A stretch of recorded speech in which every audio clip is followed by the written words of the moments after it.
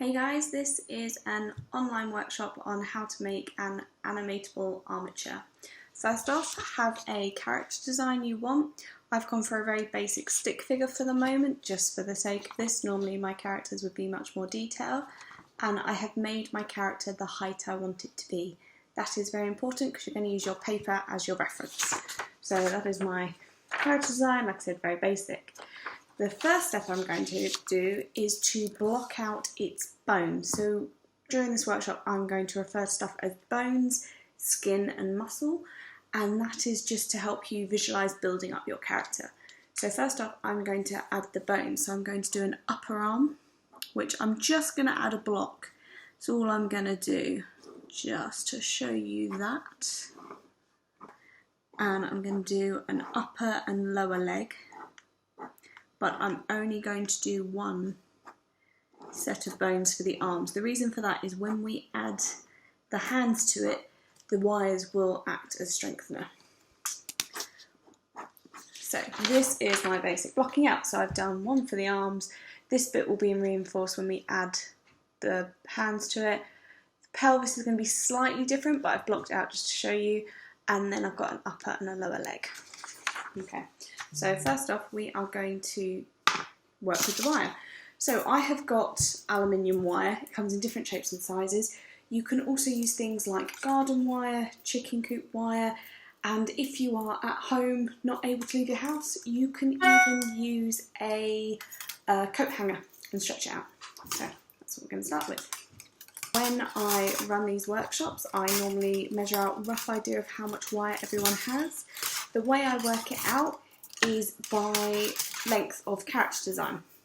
So for example, my arms are going to be one length of wire folded in half. So I'm going to measure up my character design. So I will just measure it up on here.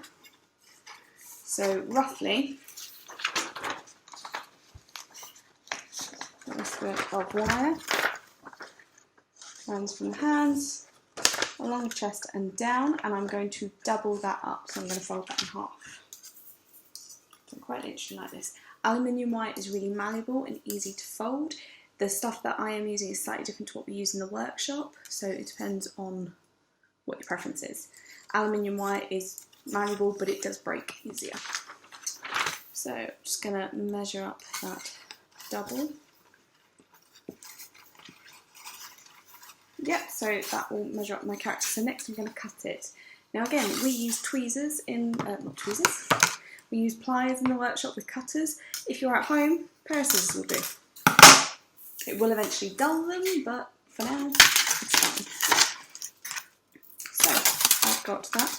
What I would normally do is I'd make all the sections together. So I make sure I have all my legs together, all my arms together, backbone and such. In the workshops I try and do them as step by step so it's easier for everyone to go around, but for this sake I'm going to make them up. So I'm going to measure the spine, and what I do with the spine is I measure from the top of my character's head down to the spine, down to the pelvis, and then again I loop up. So it should be roughly that size. Then I'm going to cut. And then legs are two separate pieces. They are from one end of the pelvis, down and across and along. So like a zigzaggedy S. So again, follow with my wire, go down, go across and along. And then, so I get this S shape. And then double it back. And I stretch the leg out as I do so, and then I cut. There's a lot of repetitiveness in this workshop. It's always best to have a rough idea of how you lay out your wires as you do it, because after a while they will become a little bit confusing which is which. So on my work surface I'm laying it out like this, so it's a bit like part of the body assembling. So I've done one side, I then need to do the other, which if you're doing this with other people watching, please make sure to not poke anyone in the face. That is your health and safety tip whilst you're at home. So again, like that, and then following along and cutting. So that is the majority of that. So all this wire I can put to the side, and that is done. I apologise for the beeping, that is my emails going a bit crazy. So next, what I do, I've got these wires. So you can do one of two things. You can either use an electric drill, fasten these in, hold with a pair of pliers, and then drill it and it twists. There's that as an option. Or the other option is to do what we do in the workshop, which is easier if you don't have a power drill with you, is just bind them together with some thread. This little guy is an example of drilled wire together. This is also thicker wire. This is more like the wire we use in the workshop at university. So not that you can feel it, but there's a bit of a difference weight-wise as well as texture-wise.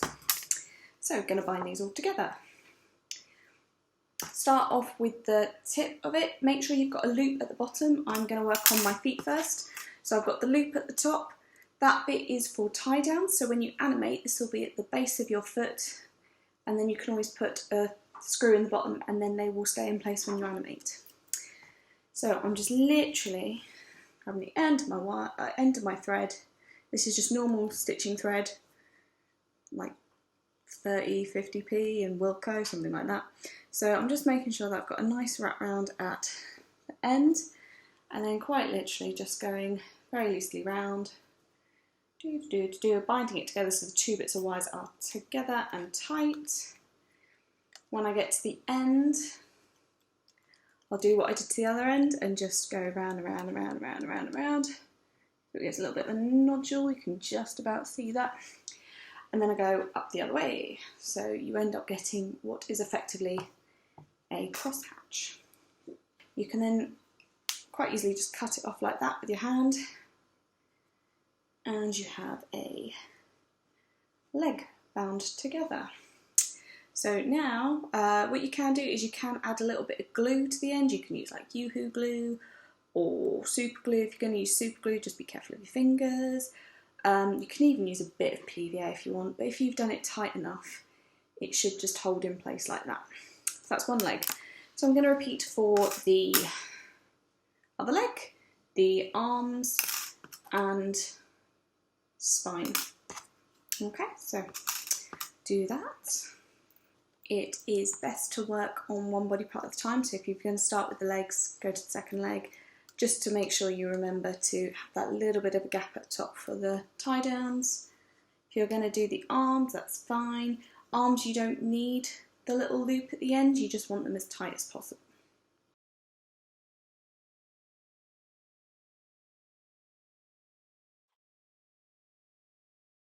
Two legs. And we go on to the arms. Squeeze that end, just make that as tight as possible. And then same process again with the string. Start one end, go all the way to the other end. Make sure you pull it tight to keep it together. You want to try and get no gaps. If you're using aluminium wire, sometimes when you pull it, it can really affect the bendiness of the wire. Don't worry about it. We'll straighten that up a bit later. So aluminium wire is great for animating with, but for actually model making it can be a bit of a pain. But it does give you that fluidity when you animate with later. So I've now got to the end of my two arms, so I'm just going to tuck that in that gap there, and then I'm going to go the opposite way. That just holds it in place and means you can get it a bit stronger.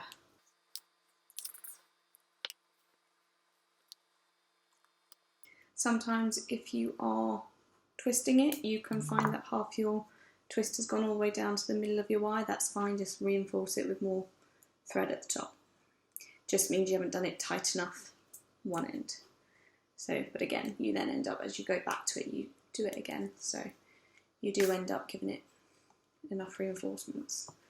So okay, so I've now got two legs and two arms. And again, I'm laying it down on my page so I can see how it looks. The spine. So I'm going to put that to the side and I'm going to work on the legs because I now have two legs. So remember I said that it needed to be like an S shape, so I'm going to follow onto my page and I'll show you what I have done. I'm going to bend the wire back into that position so it goes along the foot, across the pelvis and to the other side. I'm going to do the same with the other one.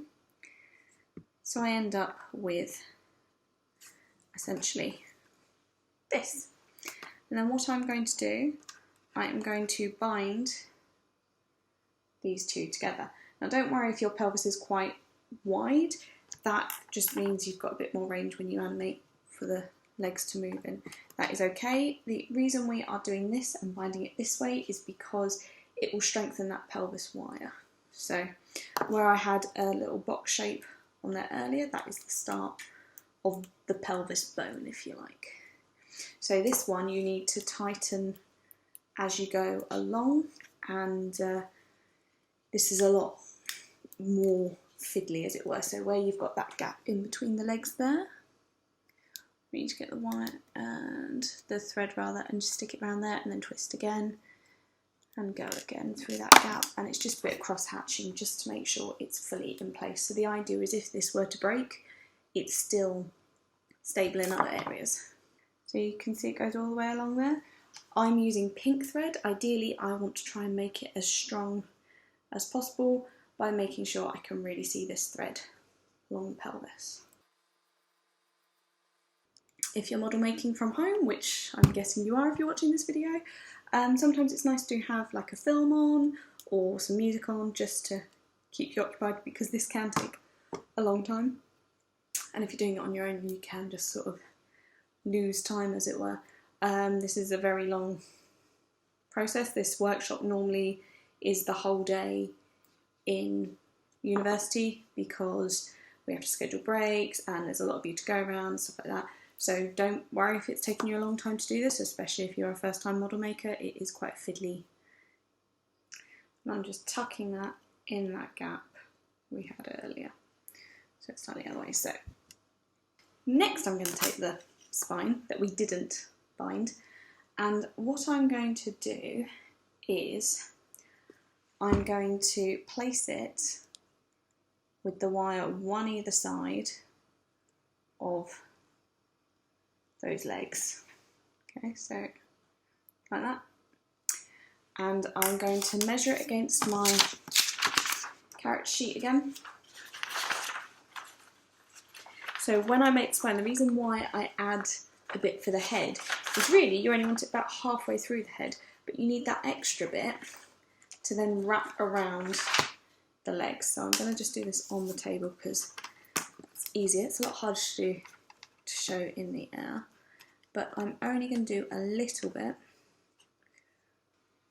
bending it around the spine bit. So I've just got it going a few ways. Again, this is where aluminium wire is great because it's really flexible. So I don't need pliers or anything. If you're using stronger wire or say a coat hanger, you might need some pliers just to help you pull it in place.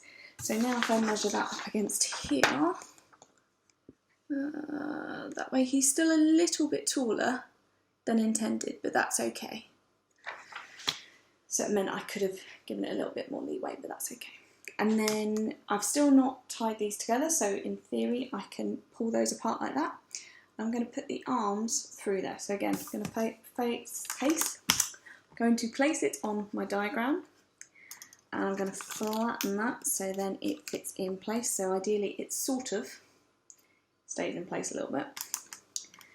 And then where the collarbone is, that is where your arms are going to sit. And then again with the string, you're just going to do a slight bit of binding. So what I'm doing is I'm going one way for maybe 8 rotations with the string, and then I'm going the other way. I'm just going round and round, so I make a little X on the placement. Now, at the moment you may be thinking, oh my god, these arms are huge. Yes, they are. When creating characters in animation, your hands and your face are going to be probably out of proportion to the rest of your body. That's okay. If you think of anything by Tim Burton or even Fantastic Mr. Fox and Wes Anderson, the bodies are usually out of proportion, and that's because you're trying to get characterization across and things like that. Okay, so I've got a little X going there in the middle. It's a bit messy, but that's okay. So I've cut that off from the rest of the thread.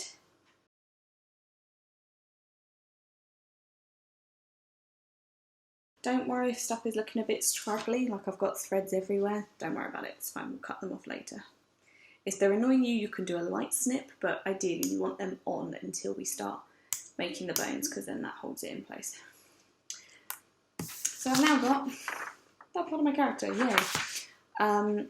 Now you're going to bind the spine a bit. So this is so we can equally keep the arms in place. So we've started to nudge it there. You then want to do the rest of it. So we're going to start from the top and work our way down. And that's because when we get to the pelvis where we joined it, we're going to put more on there again. This gets a little bit fiddly when you've got arms and legs in the way now. Don't worry about it. As long as we keep it nice and tight, we should be okay, which, because we've added that joint earlier, so I'm going to go again around that just to put that in place. So I'm going around that X bit. And then I'm going to continue working my way down the spine. Don't worry, it's a very fiddly process. Everyone gets stuck.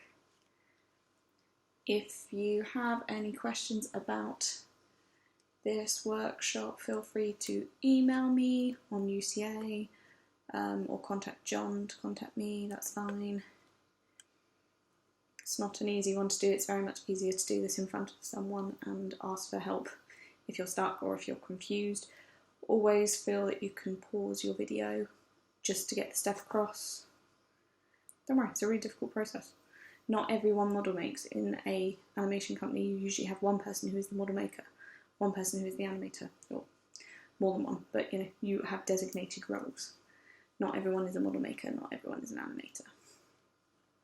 So I've now got to the bit where it joins there, and I'm going to go round. Okay. So we got our character. Yay! I'm now going to bend it towards the shape I had on my page again, just to check I'm happy with it, because this is the point where we would change anything. You can cut the legs if they are not the right size, but remember that we've got that nice little hole for a tie down. You don't need it, but it's easier to animate your character if you've got it. So if you haven't got it, that's okay. So with the arms, we said they were really long and spindly. You bend them so that it goes across your collarbone and then down. So that will then make your character look less gangly, for want of a better word. So it becomes a little bit more like that. Okay? Next, there are several ways you can do this next part. If you're at home and you haven't got anything that you can use material-wise that is more conventional, you can use something as simple as foil, or you can use plasticine. There's Fimo stuff, but you've got to bake that. That's the only problem with that bit. Or you can use thermoplastics. Now this guy here is someone I made in my second year of university when I first started model making. And he is made using thermoplastics, which is this white stuff. Now over time this does break and crack, which actually he's doing okay. But if I were to move him about a bit, bits would chip off. But thermoplastics are fairly cheap. So this bag of thermoplastics, I got this bag, I think cost me £5 for 500 grams, and you don't use nearly that much. This one also came with colouring, so if you wanted to do a coloured body for whatever reason that was on display, like I suppose in this one, this zombie character, he's got bits of flesh and bone in the tester that he was. To show, I could add some red colouring to it. So thermoplastics come as these little, like, wax feeling beads.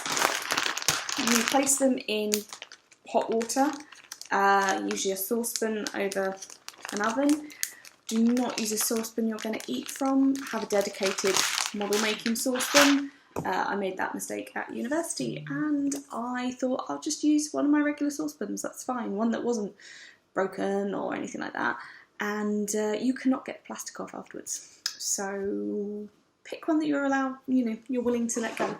Or a bowl if you were to put a bowl on top of hot water and use it from the bowl, but have a dedicated one. So with thermoplastics, you heat them up until they turn into like a putty and it's clear, and then you wrap it round your metal, and then you rapidly cool it. So have a bowl of cold water to dunk your character in afterwards. What's quite nice about this is you can reuse it, so if you weren't happy with it, you can then heat up your character, the plastic melts off, and you can use it again. There's only so many times really that you can reuse it though, because after a while it just becomes a bit brittle and not great, and it will just crack anyway. So there's that version. If you are going down the cheaper route, you can literally model make with anything, so you can use foil. For foil, what we're going to do is, we're going to use foil anyway to start with. So for foil, you would just go to the pelvis and you wrap that around your character, just to give you a baseline.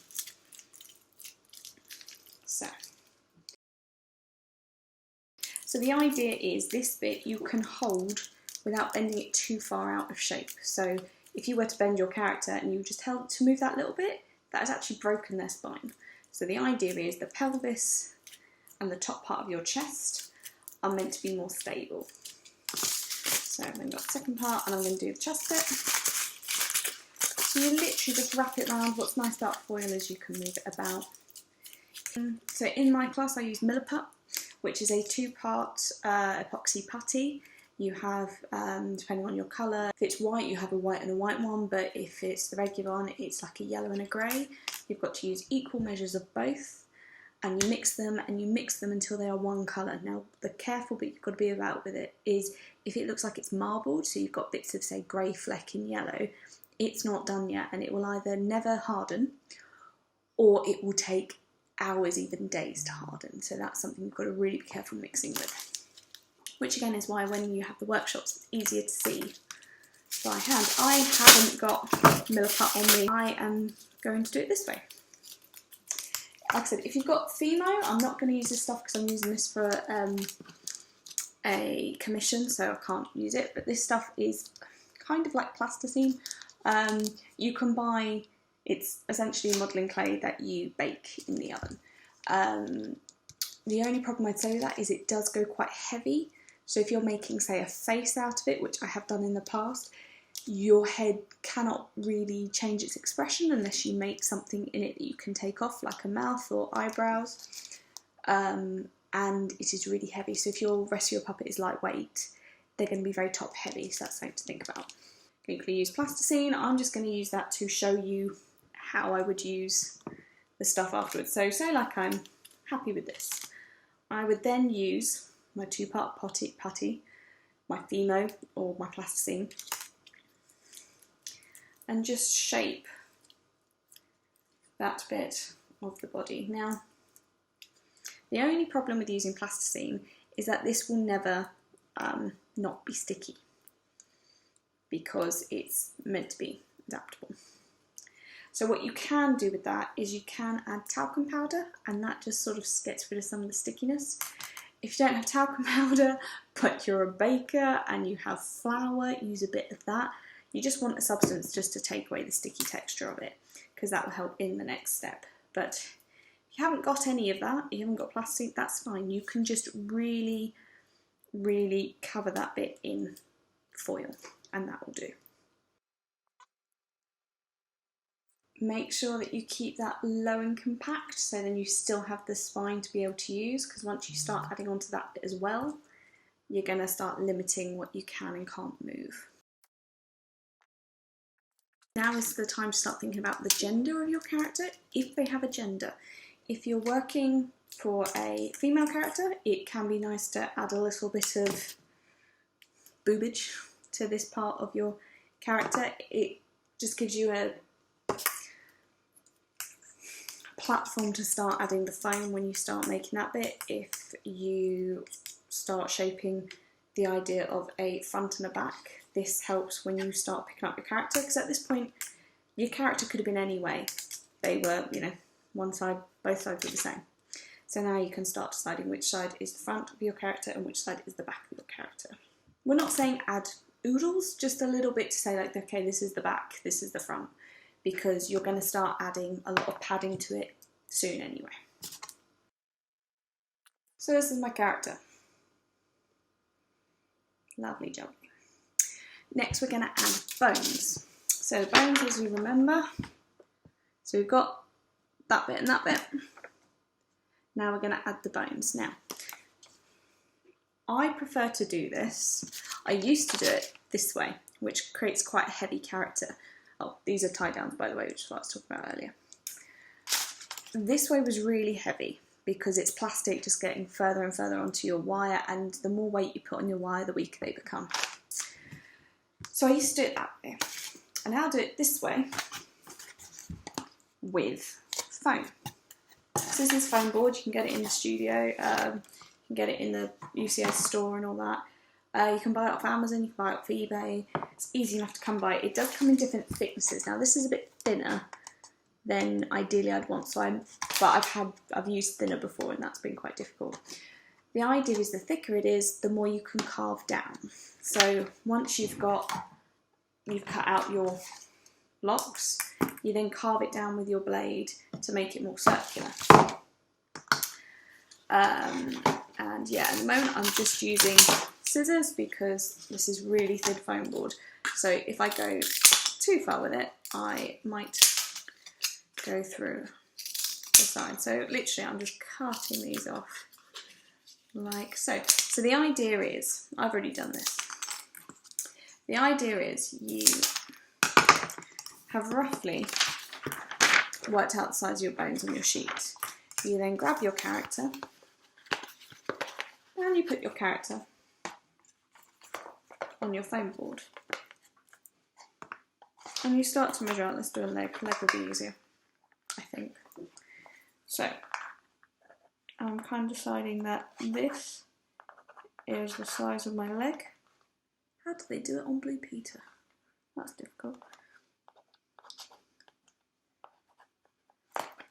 And that's one way to decide how big your legs are going to be. Once you've cut them out, make sure they're labelled. So I've got a lower leg there. That's an upper leg. That's a lower leg. I have my two lower legs. I'm going to peel off the paper side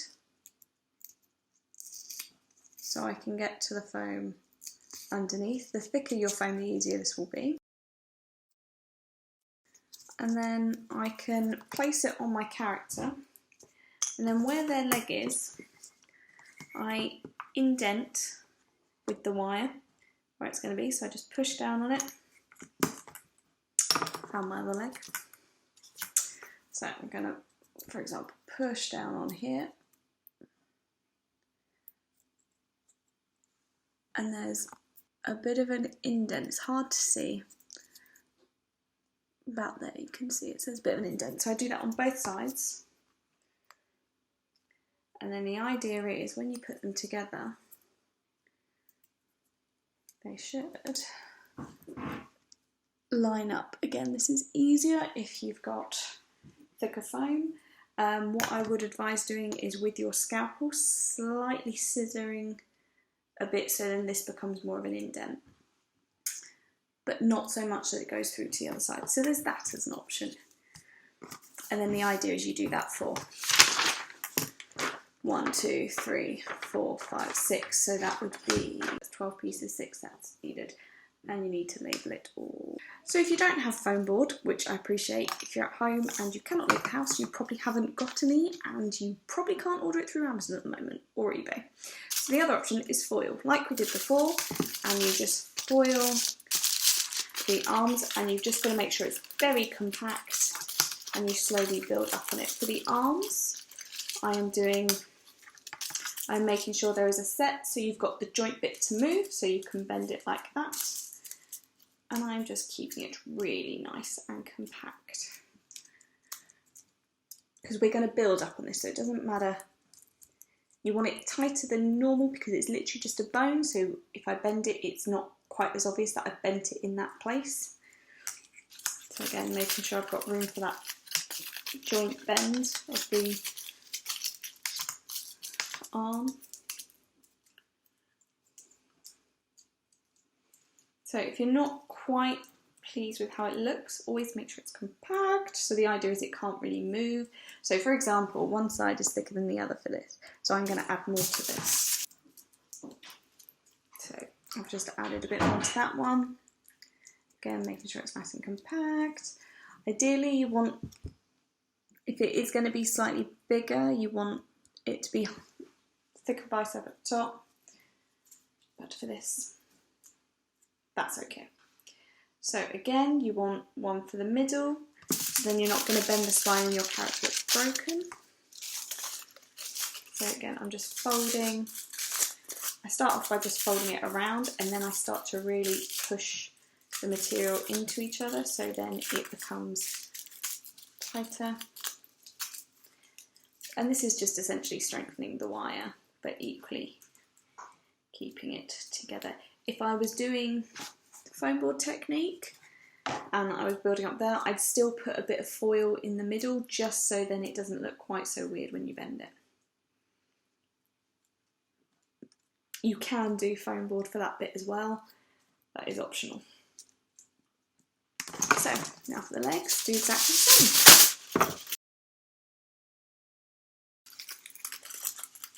Leaving a bit of room for the leg to move, to the joint.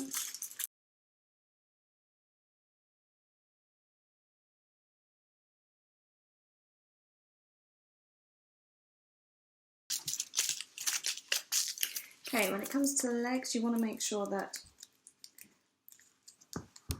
these parts of your chicken legs are a bit thicker than the bits you're going to do here. You're only going to want a small bit there. And you want to make sure you've got the bend of your foot in place. If your legs are quite small, try and keep your character straight as well, because that will determine the length of your legs. If your character is quite small, you don't have to do another bit for that bit. That's okay, it's up to you, but you need at least a minimum of this one. Next, we are going to pad the character. All my characters whilst I was at university, I did not, apart from my third year when I bought an armature, mistake, I have made all my characters before. So I have gone certainly different ways of trying out stuff to pad a character. Now, you can do several different options. You could use a dish sponge, rip the scoury bit off and just follow with that. You can find stuff in shops like this is fake snow from Poundland. Basically wadding stuff, so you can tear this apart and use bits of it. Another option, pillow. Obviously try not to use a pillow that you're using, but if you've got a really old scraggly pillow, don't throw it away. I never throw anything away, and it drives my parents nuts because it's all at home stuck. So this is what I'm going to use for today because it's easier. But if you do not have a pillow you do not have a dish sponge, but you have ordered off the internet, packaging that comes with that is always useful. So you can use that as well. So what I'm going to do for this is I am pulling it into pieces. So it's a little bit more see-through. Just a little bit, just so there's a little bit of a window. And I'm going to wrap it around my character. I'm going to wrap it around quite tight. Just like this. Don't worry if it starts to pull apart. That just means it's going to get to there a little bit further. And the idea is that you cannot see any wire apart from the end. So the idea is you're meant to be building up your character at this point as well. So think about your body mass of your character. Is your character a really large character? Is it a very thin character? Is it a tall, spindly character? If you think that your character doesn't need to be fully bulked out, that is okay. If you are looking for a really podgy character, what you need to do is to build up this area first. I'm just doing the arms to give you a bit of an example, but you need to build that up first so you can get things like sponges, rip them apart and just start to bulk it out. Dish sponge, quite literally, rip that bit apart as best you can to get rid of the green, but don't worry if it's still on there. And literally with my scissors, just going to cut it up. And the idea with this is I could start to build, if I've got a female character, I could put a block there to start a bit of a boob. And then I would grab my wrapping material and I'd start to do this. When you've got a limb done, such as an arm, to secure it in place, you do exactly like you did with the wire beforehand. You wrap thread around it. Okay, so I'm just going to finish up building some of this and I will show you. The idea is by pulling this tightly, you almost don't need the thread, but the thread just secures it in place. See, so I've just added more to that limb and it's starting to hold itself.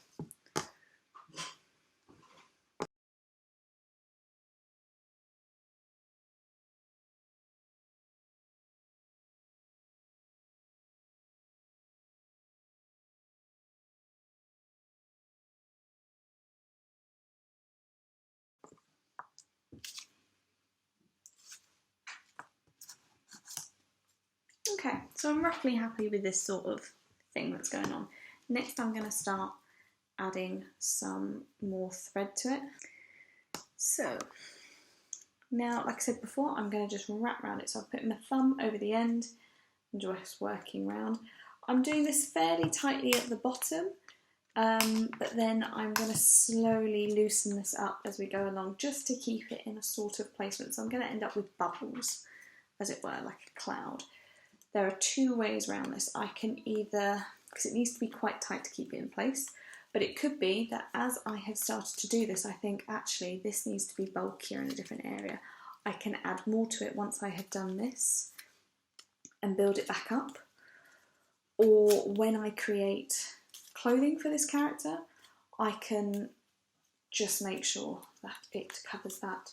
Or I can skin the character. Now, skinning a character is another thing you can do, where you use a lighter material such as a stretchy jersey-like material, leggings kind of thing, just to be able to quite literally coat the character and skin them.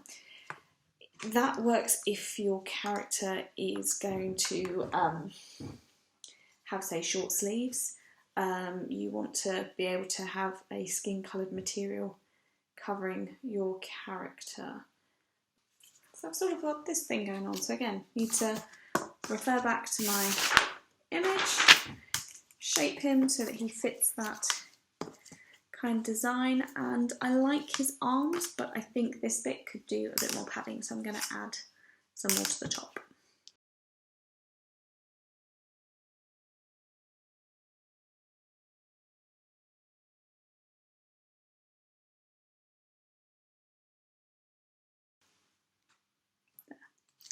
So now I'm going to do the same for the legs, and then I'll get to the body. Right, when I get to the legs, I'm leaving that a little bit at the bottom, poking out, so then I can use it for a tie down later. Other than that, I'm bulking him out. Remember, when you look at your character leg, think about your own legs. Your leg is usually larger at the top with more mass and thinner at the bottom. So even then, I'm starting to do that there. And then when I wrap the wire around, it will compact it down again. But it's good to start out with a lot more.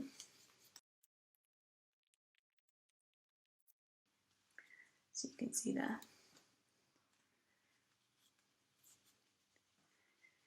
So the idea with this is as you keep adding to your character, they get bulkier and bulkier. So if you know you're having a generally thin character, just do that process. If you know you're going to have a large character, start by adding bits. So you could add foam to that joint there just to keep the leg larger to begin with. Up to you. And this technique doesn't have to be done for just humanoid characters. But in the past I've had workshops where someone's made an alien, someone's made a pig, someone's made a dog, someone's made a chicken. So, you know, keep open-minded. It doesn't have to be anything normal. Normal's boring. Go strange. So always compare your leg sizes, make sure they are roughly the same so it doesn't look weird when your character is walking. Same with the arms. But it's nice to have a bit of padding on the foot because it adds weight to it and it makes your character more stable. Other than that, I'm quite happy with it. How are you getting on? Okay, so already by adding this, my character is feeling a lot more stable. It's just this bit in the middle that is feeling a bit topsy-turvy. Hopefully you guys are feeling the same. My character now looks like he is lopsided with his legs, so that is due to the fact that his pelvis continues a bit longer, so he's a bit of a cowboy stance at the moment. That's okay. You can equally, if one leg is longer than the other, you can stretch out one of your feet a bit. It just means when you make shoes or something like that, you have to make it equal balance later. Or you might have a lopsided character. It's up to you. Not judging at all on your design. So, for example, because my character is slightly lopsided, I need to bulk out this area here to make it look more even. And I'm going to do that when I add to this bit. So I'm going to add a little bit of sponge to the bum, just so that it gives it a bit more definition. Don't want too flat a character, even if you've not got a bulky character, it just helps to add to the design. When you're wrapping your thread around an area like the bum, it's worth trying to stimulate a bit more of a bum shape with it. This just helps later on. If you can't, don't worry about it. If it's going to be covered by clothing anyway, that's fine. But yeah, I'm just going to go around that bit a few times just to give him a bit more of a bum shape. A little bit of a bum crowd going on. Okay, next I'm going to add some of this sponge and I'm going to wrap it round the centre. Now my character's not a big guy, however I want to give him something a bit in the front, because everyone's got a bit in the front. Even if you're skinny, you've got a bit in the front and it's just natural. So I'm going to add that. If I wanted to really go to town with it, I would be adding quite a bit. And then adding this on top of it, because this always adds bulk to it anyway. And if you're going to clothe your character, that adds bulk to it again. And it just makes it look a bit more natural, like, you know, no one is completely straight down. There's always, you know, some form of definition here, there or anywhere. So you might want to bend the arms slightly out of joint for this one, just to help get round these guys. If it's starting to look unproportioned or not right, it's always worth taking a break for a minute, coming back with fresh eyes, make a cup of tea, kind of thing. So at the moment he's sort of looking, he's getting there, but he's not quite right. So I'm deciding to add some more of this stuff to it. And I can do that without breaking the thread and just continue adding on top of it.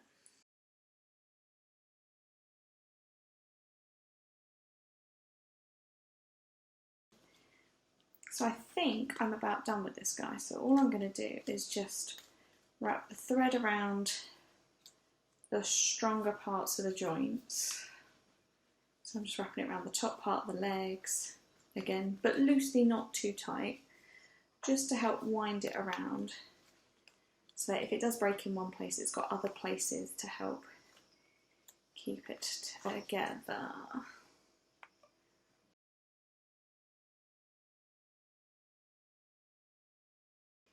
Great, and that's the start of your character. In the next workshop I'm going to do, I am going to create hands, and I'll show you two different ways of doing that.